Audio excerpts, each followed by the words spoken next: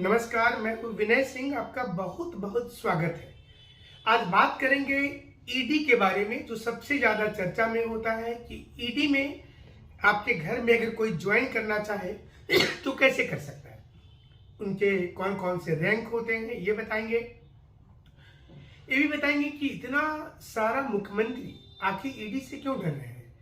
सारे लोगों को ईडी का सपना अगर आता होगा तो कितना टेंशन हो जाता होगा, इस पर भी बात करेंगे। ईडी की इतनी सख्ती आखिर कैसे आ गई? क्या ईडी किसी के घर में जाकर के कुर्की कर सकती है, किसी के घर का लॉकर तोड़ सकती है? क्या कहता है कानून, और सुप्रीम कोर्ट ने ईडी के मामले पर क्या कुछ कहा है? तो तमाम चीजों पर बात करेंगे। ईडी जो सबसे ज्यादा सुर्खी में है, 1956 की संस्था है, लेकिन 1957 में इसका नाम ईडी जो इन्फोर्समेंट डायरेक्टरेट है वो रखा गया था। इसको ज्वाइन करने का दो तरीका है, पहले तो जान लीजिए। अगर आपके घर में कोई ज्वाइन करना चाहते हो कि ईडी में जाएंगे तो वो कैसे जा सकते हैं। पहला, ग्रेजुएशन होना चाहिए आपका, या तो आप यूपीएससी से जाएंगे या फिर स्टाफ सिलेक्शन कमीशन सीजीएल करके एक एग्जाम होता है, एसएससी सीजीएल के नाम से, आफ्टर ग्रेजुएशन, जिसमें टीयर 1 और टीयर 2 दो एग्जाम होते हैं। दोनों एग्जाम के बाद में आप ज्वाइन करेंगे और ये पद होगा जो इन्फोर्समेंट ऑफिसर का। और इसको ज्वाइन करने के बाद आपको तमाम सख्ती जो है वो ईडी का मिल जाएगा। ईडी बेसिकली जो क्राइम होता है, क्राइम देखिए, एक तो आप सुनते हैं क्राइम जो किसी की हत्या कर दिया, चोरी कर लिया। एक क्राइम और होता है कि पैसे का, पैसे को कितने प्रकार से कोई छुपा सकता है। क्या पैसा को गलत तरीके से विदेश भेज दिया है, या वो गलत अवैध रूप से कमाई करके रखा है, घर में छुपा करके रखा है, कहीं पर निवेश कर दिया कोई चीज में। इसको इकोनॉमिक क्राइम बोलते हैं। जो सरकार को टैक्स मिलना चाहिए था वो नहीं मिला और आपने गलत रूप से कर दिया। ईडी जो है ये सुर्खियों में इसलिए है कि किसी भी राज्य में सेंट्रल गवर्नमेंट की इस एजेंसी को जाने का असीमित अधिकार है। ईडी को ये भी अधिकार है कि वो किसी भी लॉकर को तोड़ सकता है, दरवाजा तोड़ सकता है, बक्सा तोड़ सकता है, किसी भी घर को कभी भी सील कर सकता है, कुर्की कर सकता है, अकाउंट फ्रीज कर सकता है। और इसके लिए बकायदा ईडी के अलग अलग अधिकारी का रैंक मौजूद है कि किस पैसे तक में कौन से रैंक के अधिकारी जो है वो काम करेंगे। तो ये डिपार्टमेंट ऑफ रेवेन्यू, इसके बारे में थोड़ी सी जानकारी दे दें कि मिनिस्ट्री ऑफ फाइनेंस जो है 1956 का डिपार्टमेंट ऑफ रेवेन्यू उसके दायरे में था, और इसको फिर से रीनेम्ड किया गया और ईडी किया गया नाम 1957 में। ईडी ऑफिसर जैसा बताया कि ग्रुप बी की गजेटेड रैंक है, और अगर आप यूपीएससी से चले गए तो ग्रुप ए का गजेटेड रैंक में जाएंगे, जिसमें आप जो डायरेक्टर स्तर के पदाधिकारी होते हैं वो इनकम टैक्स के असिस्टेंट कमिश्नर के पदाधिकारी हैं, जो उस लेवल में चले जाते हैं। यानी कि आईआरएस के जो अधिकारी हैं उनको पहले से भी पता होता है कि टैक्सेशन कैसे कैसे करना है, तो उन लोगों को भी अपर लेवल में रखा जाता है। मतलब यूपीएससी से डायरेक्ट ईडी में नहीं जाकर के आप आईआरएस में जाएंगे और वहां से ईडी में चले जाएंगे। दूसरा होता है स्टाफ सिलेक्शन कमीशन का जो सीजीएल, जिसमें आप ज्वाइन कर सकते हैं असिस्टेंट के रूप में, और वेतनमान भी काफी अच्छा है। 44,900 से 1,42,000 वाला पे स्केल है, ग्रेड 7 जो मिलता है। इसके अलावा ढेर सारी सुविधा दी जाती है, तो आपके लिए ये भी एक अच्छा पद है। और ईडी इन दिनों अगर आप देखेंगे तो ऑफिसर्स में सबसे ज्यादा चर्चा जो है वो ईडी का ही होता है। तो अगर आप ईडी में जाना चाहते हैं तो थोड़ा, आपके परिवार में भी कोई जाना चाहता है तो थोड़ा सा मेहनत करना होगा, और आपको अपनी मैथ, रीजनिंग, जीके और इंग्लिश, ये 4 चीज के अलावा जो राइटिंग स्किल है ये थोड़ा सा डेवलप कर लेंगे तो आप चले जाएंगे शॉर्ट टिक्स के अलावा में। चलिए, बहुत अच्छा अपॉर्चुनिटी है, नए साल में आप इसमें जरूर से जाएंगे, या आपके परिवार में कोई ना कोई अवश्य जाए, यही हमारी कामना होगी। अब आपको बता दें कि 2005 में 1 जुलाई को इसको फिर से एक बार ये अधिकार मिला कि किसी भी राज्य में जो है ईडी डायरेक्ट छापामारी कर सकती है, पूछताछ के लिए किसी को बुला सकती है, जोनल ऑफिस में अकाउंट को फ्रीज कर सकती है। और आपको मधु कोड़ा का नाम याद होगा, जिनके ऊपर में पहला ईडी का मुकदमा हुआ था झारखंड में। पूरे इंडिया में अगर सोचिएगा फर्स्ट केस जो ईडी का है ये मधु कोड़ा के समय का है। एंटी मनी लॉन्ड्रिंग का ये केस हुआ था। मतलब मनी लॉन्ड्रिंग क्या है कि अगर आप अपने पैसे को गलत तरीके से विदेश में इन्वेस्ट कर देते हैं या विदेश का पैसा को गलत तरीके से इंडिया ले आते हैं तो ये मनी लॉन्ड्रिंग का केस बन जाता है। तो ऐसे बहुत सारे कानून हैं, जैसे फॉरेन एक्सचेंज का रेगुलेशन एक्ट होता है, ये फॉरेन एक्सचेंज मॉनेटरी एक्ट होता है, फेमा फेरा, ये सारे को कंट्रोल जो है वो ईडी कर सकती है। और ईडी को इसी कारण से इतना ताकतवर इन दिनों में बोला जा रहा है।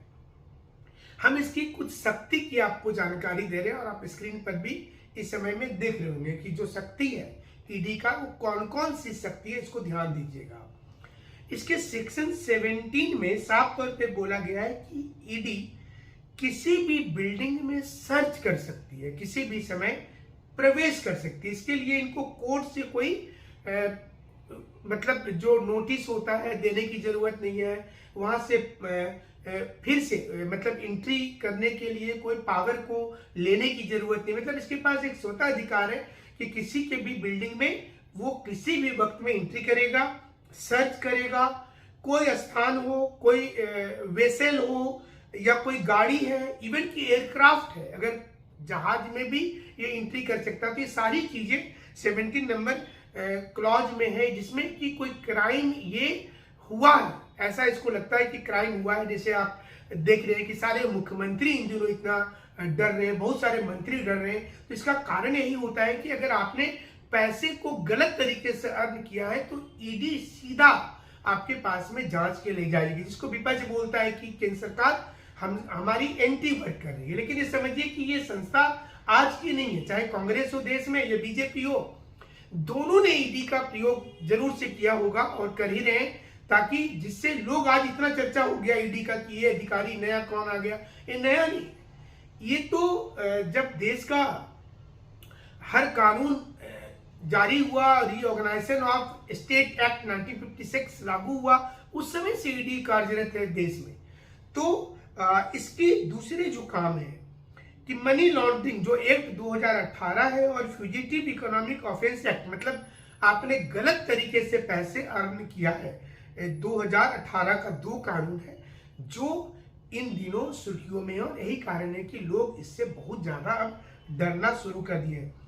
किसी भी व्यक्ति की संपत्ति जो गैर और अवैध तरीके से कमाई हुई है उसको सीज किया गया। आप सुनते होंगे कि कुछ मुख्यमंत्री की संपत्ति को अटैच किया गया, कुछ लोगों का संपत्ति अटैच हुआ है। अटैच का मतलब है सीज किया गया। तो वो सीज करने का पावर जो है वो ईडी के पास में रहता है। कभी भी कोई भी बंद दरवाजे को जब उनको शक हो जाए कि इसके अंदर में कुछ गैर कानूनी रूप से रुपया है तो उसे तोड़ सकती है ईडी, बक्सा तोड़ सकती है, कोई परमिशन नहीं चाहिए, लॉकर तोड़ सकती है, अलमीरा तोड़ सकती है। तो ये तमाम चीज इतनी तेजी से हुआ कि लोग चले गए सुप्रीम कोर्ट। सुप्रीम कोर्ट ने ये कहा कि इस पर हम कोई भी रोक नहीं लगा सकते। मतलब ईडी को जो शक्ति मिली है वो शक्ति का प्रयोग वो कर सकती है, और वो चूंकि इकोनॉमिक क्राइम को करने के लिए, तो कारण बताना भी जरूरी नहीं है। यहाँ पर आपने देखा होगा कि बहुत सारे मुख्यमंत्री ने ये बोला कि आप कारण तो बताइए कि हमें क्यों आप बुलाना चाह रहे हैं। तो आपको अगर उसने बोला है, आपको बुलाया है, तो आपको जाना पड़ेगा। मतलब आप यहाँ नहीं बोल सकते कि नहीं हमारा पहले आप बताइए, हम संतुष्ट हो जाएंगे कि ये कारण से आप हमको बुला रहे तभी हम जाएंगे। तो इसके लिए अरेस्टिंग 7 साल तक का अरेस्टिंग कर सकती है ईडी। और यही कारण है कि आप चर्चा सुन रहे हैं इस समय में अलग अलग राज्यों में कि ये मुख्यमंत्री अरेस्ट हो जाएंगे तो ये समीकरण बैठेगा, वो मुख्यमंत्री अरेस्ट हो जाएंगे तो ये समीकरण बैठेगा। तो तमाम मंत्री और विधायक हो, मंत्री हो या आम आदमी हो, आम आदमी जब अचानक से 200, 400 और 500 करोड़ रुपया अर्न कर लेता है और टैक्स नहीं देता है। देखिए, पैसा अर्न करना ये कोई सवाल नहीं है कि पैसा इतना ज्यादा कोई अर्न क्यों कर लिया। सवाल ये है कि पैसा अर्न करने के साथ सरकार को जो टैक्स मिलना चाहिए था, क्या वो टैक्स मिला है गवर्नमेंट को? अगर वो टैक्स नहीं मिला है सरकार को, तो फिर यहाँ पर ईडी के जो दफ्तर है वहां से आपके पास नोटिस आएगी और छापामारी होगी। हाल में आपने एक देखा होगा मामला, एक महादेव ऐप का, जिसमें एक व्यक्ति, फ्रूट जूस बेचने वाला व्यक्ति, अचानक से 2000 करोड़ रुपया अर्न कर लेता है और उसकी शादी में तमाम फिल्मी हस्ती पहुंचती है दुबई में। तो उसके बाद ईडी की छापामारी शुरू होती है, तो कई मंत्रियों के भी नाम आते हैं कि ये लोग भी इनमें शामिल थे। तो ये चीजें ईडी की कार्रवाई में है। इसको इकोनॉमिक जस्टिस आप बोलिएगा कि इकोनॉमिक क्राइम को कंट्रोल करने के लिए, जिसको इकोनॉमिक जस्टिस इसलिए बोलेंगे कि आर्थिक न्याय भारत के संविधान का एक मूलभूत ढांचा में है कि जो लोग ज्यादा अमीर होंगे उनको टैक्स देना है और वो पैसा लेकर के सरकार जो है वो वेलफेयर स्कीम चलाएगी। तो जो वेलफेयर स्कीम चलता है उस पर रोक तो नहीं लगा सकते हैं। और अगर कोई व्यक्ति नाजायज रूप से हजार करोड़ रुपया कमा ले, सरकार को टैक्स नहीं दे, तो सारे वेलफेयर स्कीम रुक जाएगी। जो आप फ्री में अनाज वाला भी चल रहा है, जो गरीब हैं उनको कम पैसे पर सरकार रुपया देती है, रोजगार दे रही है। तो इसलिए जो है वो ईडी को शक्ति मिला है कि आप इकोनॉमिक जस्टिस के लिए, इकोनॉमिक क्राइम को रोकने के लिए आप छापेमारी रेगुलर करते रहेंगे। और यही कारण है कि आने वाले समय में भी आपको ये छापामारी देखने को मिलेगा। हालांकि जो विपक्षी हैं उनका साफ तौर पर कहना है कि वो उनके लिए एक वेपन के रूप में ईडी का प्रयोग हो रहा है और इस वेपन के चलते ही उनको सीधे तौर